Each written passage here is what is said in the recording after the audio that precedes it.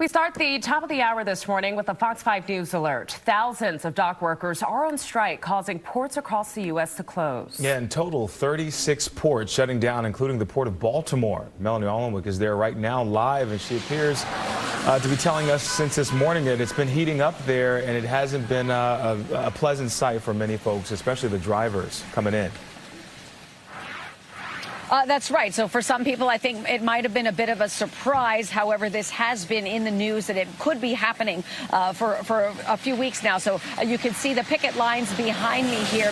And this is the main entrance to the Port of Baltimore, the Dundalk Terminal. And you'll see they're walking around the picket lines in circles. Now, Baltimore police were here earlier reminding the picketers that they cannot block the entrance to the port.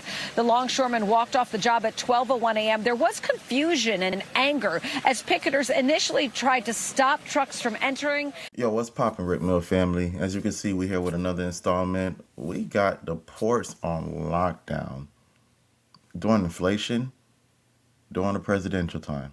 Things are getting wild. Let's go ahead and lock in, see what's going on.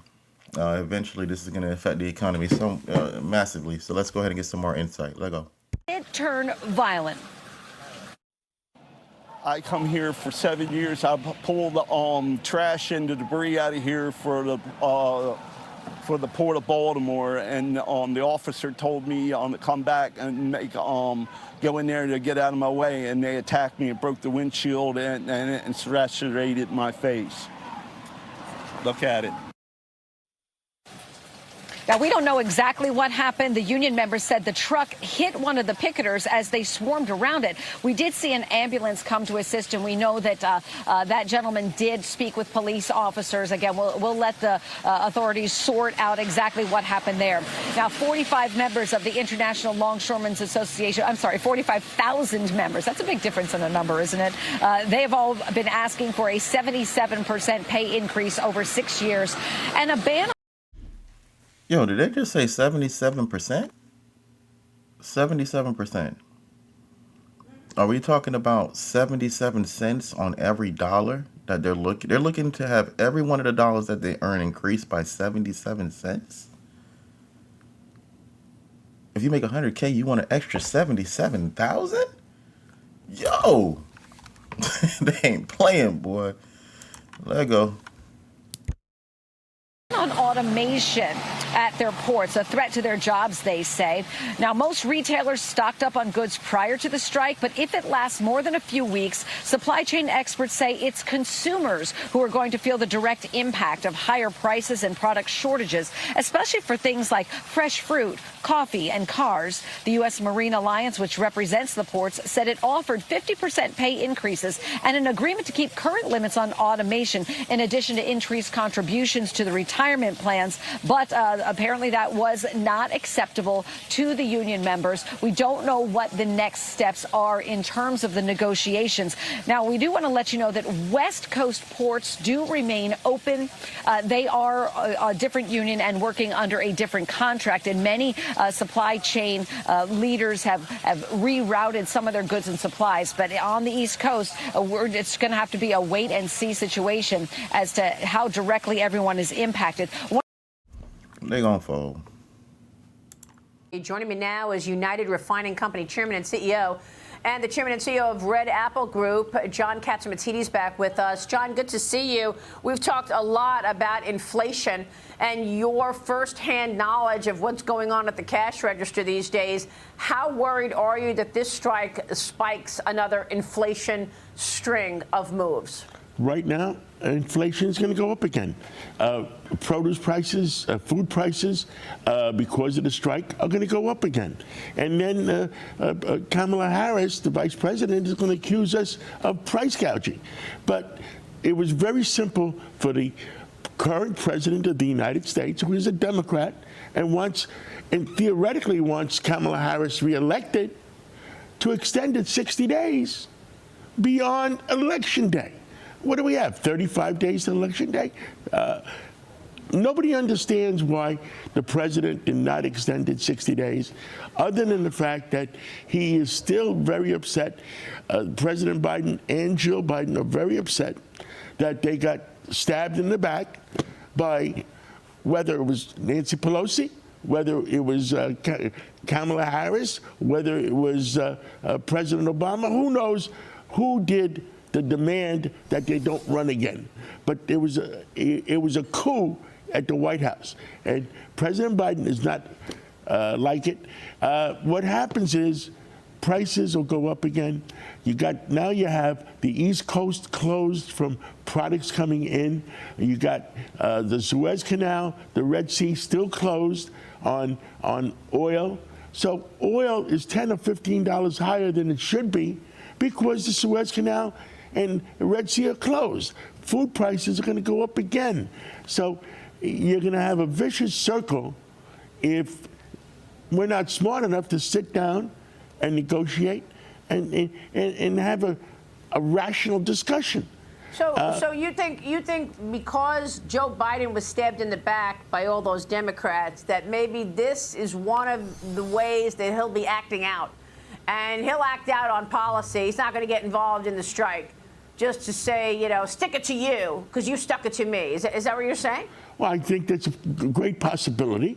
And Wow. the fact is, he could have extended it 60 days and have binding mediation or have some kind of mediation and do the right thing. But Yeah. this is going to hit right between the eyes in the next 35 days on Election Day. Well, I mean, look. not only the food prices, you know, we're building buildings and we need the windows. And guess what? The windows are on a ship someplace or whatever. And that's going to delay things. That's a good point, because whatever you need to make progress, whether it's building homes or selling goods, you've got a wrench thrown into everything because you don't have the materials you need. They're on a ship somewhere. Former President Trump is blaming. It's just amazing that this is all happening coming into the election. Like all these issues, Cat Williams really called it when he said 2024 is going to be a hell of a year. Because now we're coming with so many different allegations, so many issues. Like how y'all out there handling like the intake of all this information, especially in a digital age where it's hard to digest everything. Like it's a lot going on. It's a lot going on out here. I mean, between all the multitude of different crises, and now we got this strike going on right ahead of the holidays. We're talking food. He said electric vehicles. That means that everything is going to be affected to some degree. Let's see how this plays out with this election. Lego. Joe Biden and Kamala Harris for the inflation that ultimately led to the port strike. He told Fox Digital everybody understands the dock workers because they were decimated by this inflation, just like everybody else in our country and beyond. Biden weighed in yesterday in an official statement. Joe Biden says this: collective bargaining is the best way for workers to get the pay and benefits they deserve. Ocean carriers have made record profits since the pandemic.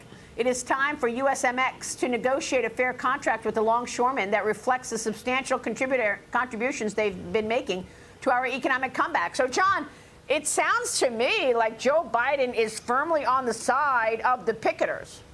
Oh, absolutely. But you have to look at it both ways. Joe Biden is a union man, and he's on the side of the picketers. But unfortunately, his policies have not done much for the union Party. men. Unfortunately, his policies have not done anything for the union men and women. And I think that's why maybe the managers are with Kamala. But the union men and women, I think, are with Trump. I think like the Teamsters. Right. I would say 70% of the Teamsters, of the working people, are with Trump. They want Yeah. to save America. So, versus the union leaders, who knows where they are. Look. Regardless of how you slice it, the whole situation this whole year has been wild. Everything from the Diddy allegations, we got the New York mayor, we got YSL, we got this port strike. Inflation has been crazy. We got the multiple assassination attempts on both candidates.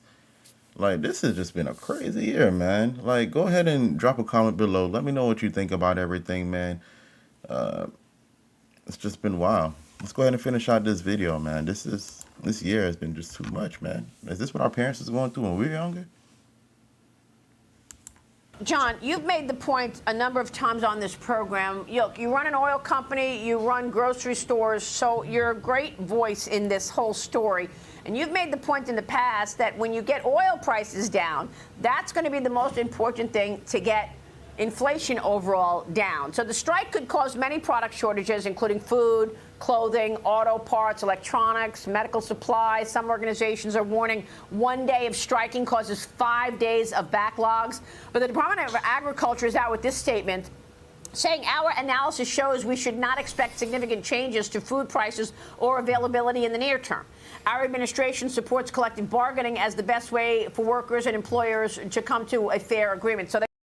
Okay, so I get that. Not in the near term, but when? Because it's gonna come. They literally they just stated 1 day of inactivity leads to 5 days of backlog. So okay, I understand that all the stores, the suppliers, they're overstocked for the holidays. They're getting prepared, they're ready.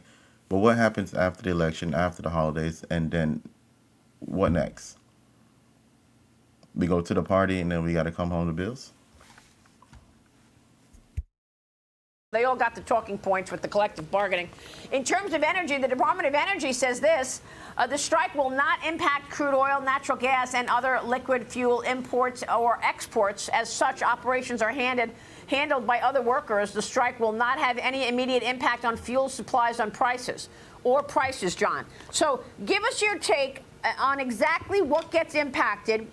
You as an oil man, as well as a grocery man, what are you waiting for that you think you're not going to get your hands on? And how significant could a spike in inflation be, and when? Maria, the Suez Canal, the Red Sea is still closed. Right. If it wasn't closed, oil would be down $10 to $15 a barrel. The fact that right now the East Coast is closed, and that's going to affect food prices. So it's oil to food to interest rates, because oil prices stay up, causes food to stay up, and causes inflation goes up, and guess what? Then that's why interest rates are up, and that's why the real estate market gets destroyed. It's Man, it's been wild, man. I appreciate everybody that's been locking in, man. It's been a crazy journey. Wow. They're going to fold. If they already at 50% and they're asking for 77, even if they meet them halfway, that's a win. That's a win for them. I mean, I don't know the full circumstances behind the ports. If you guys got some more insight, man, drop some more knowledge below, man, especially if you being affected by, well, everybody's going to be affected by this, so, yeah. But appreciate everybody that's been locking in. Go ahead and drop a subscribe, drop a comment. Give me your views and thoughts behind this, man. I love reading the comments. I love hearing everybody's thoughts. And shout out to all the new subscribers, man. You guys have been rocking out, man. Welcome to the Rip Mill family. And that's it for this video, man. I hope y'all have a wonderful day. Thanks for watching all the way through. Take care.